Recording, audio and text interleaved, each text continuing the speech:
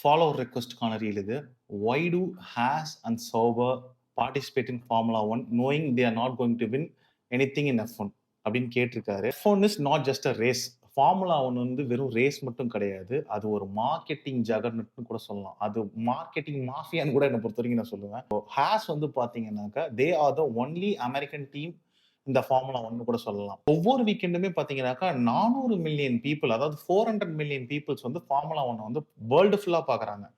So even if they finishes in 18th, 19th, 20th எங்க முடிச்சாலுமே அவங்க brand, அவங்க sponsorship, அவங்க லோகோ, ஹேஸ சார்ந்து இருக்க எல்லா விஷயங்களுமே நம்மள மாரி ஆட்கள் லேமன்ஸ் எல்லாருமே பார்த்துக்கிட்டு தான் இருக்கோம். நம்மள அறியாம மார்க்கெட்டிங் உள்ள போயிட்டு தான் இருக்கு.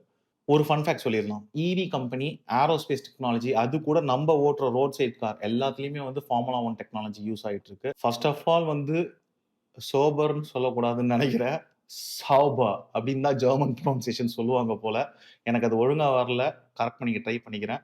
ஃபர்ஸ்ட் சாபர்ன்னு இந்த team, BMW Sabar, Alfa Romeo, அதுக்கப்புறம் பார்த்தீங்கன்னாக்கா கிக் சாபர், பார்த்தீங்கன்னா ஸ்டேக் F1 டீம், அதுக்கப்புறம் இப்போ ஆடியா வந்து நெக்ஸ்ட் இயர் மாறுது.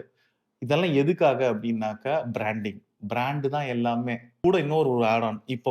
நேத்துக்கு இந்த வாரம் நடந்த சில்வர்ஸ்டோன் ரேஸ்ல பார்த்தீங்கன்னாக்கா, P3ல வந்து நம்ம நீக்கோ ஹுல்கன்பர்க் முடிச்சிருக்காரு.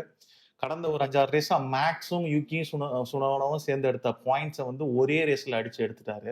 அப்படிங்கும்போது அவங்களோட மார்க்கெட் எப்படி சொல்றது? அவங்களோட மார்க்கெட் வேல்யூ, ஷேர்ஸ் இதெல்லாம் பார்த்தீங்கன்னாக்கா, இந்த ரேஸ்க்கு அப்புறமேட்டு ஸ்கை ராக்கெட்டிங்ல போயிருக்குன்னு கூட சொல்லலாம்.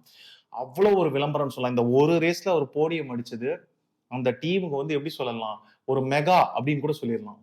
ஜாகுவார் ரேசிங்ன்னு ஒரு டீம். அந்த டீம்ட்டேருந்து அழகா ஒரே $1 குடுத்து இந்த ரெட் புல் பசங்க அந்த டீம வாங்கி, ரெட் புல் ரேசிங்ன்னு ஸ்டார்ட் பண்ணி, இன்னைக்கு 1.2 பில்லியன். அதனால பேக் மார்க்கர்ஸா இருக்கு. அவங்க பேக் மார்க்கர்ஸ்னா பின்னாடி இருக்க டீம், டம்மி டீம், டுபாகூரா இருக்க டீமா இருந்தாலும், ப்ராப்பரான பிளானிங்கும், ஒரு விஷன் அண்ட் மிஷன் இருந்தது அப்படின்னாக்கா, பெரிய லெவல்ல போலாங்கிறதுக்கு ரெட் புல் வந்து ஒரு சூப்பரான ஒரு எக்ஸாம்பிள்.